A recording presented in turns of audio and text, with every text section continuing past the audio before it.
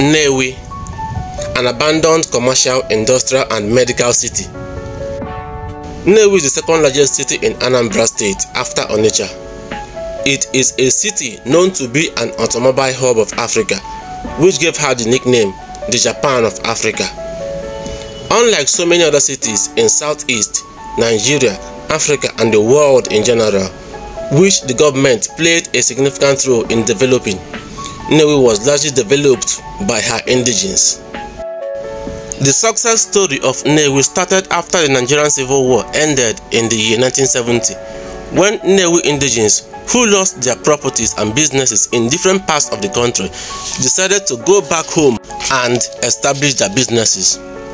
At this time, Nnewi was a typical village, a hamlet even, with no infrastructures. But before 1980, Nnewi had already been established as an automobile town with a fast rate of urbanization.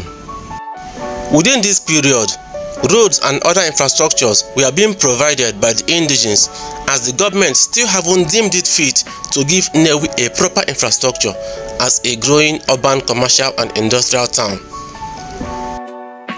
The population of Nnewi continued to grow, the markets kept expanding and more industries kept on establishing. Still, the government, both at state and federal level, continued to neglect Nnewi, a town generating so much revenue for the government and creating a lot of jobs. What many people, including some government officials, keep saying is they have billionaires, let them build their infrastructures themselves. You will now begin to wonder where such thing has ever happened in the world, and where a city that generates huge revenue for the government is told to go and provide infrastructures for themselves just because they have billionaires. That can only happen in Nigeria. The only time Nnewi enjoyed a bit of infrastructural upgrades in some areas was when Dame Veji Etiaba, who happened to be from Nnewi, was the governor of Anambra State for just 3 months. Nnewi has long turned into a city with a population approaching 1 million and with more businesses being set up. All the roads and infrastructures within Nnewi are no longer enough to carry the population activities, as the roads are too narrow and underutilized, too bad and just nothing to write home about.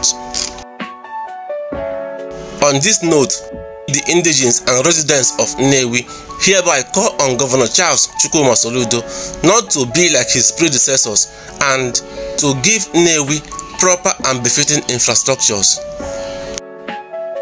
Some of the attentions needed by Nnewi include dualization of the major roads, construction and channeling of the drainages properly, building of state housing estates as found in other major cities in the state, developing the land mapped out for building GRA at Emekot Road, which has been empty for decades, rehabilitating the inner roads that are now very bad and in deplorable states, building a state library, building a mini stadium open for the general public at all times for sporting activities as found in 2 other major cities in the state, installation of more street lights in Nnewi to enhance nightlife and security at night, modernization of all the major markets in Nnewi, building of a city car park.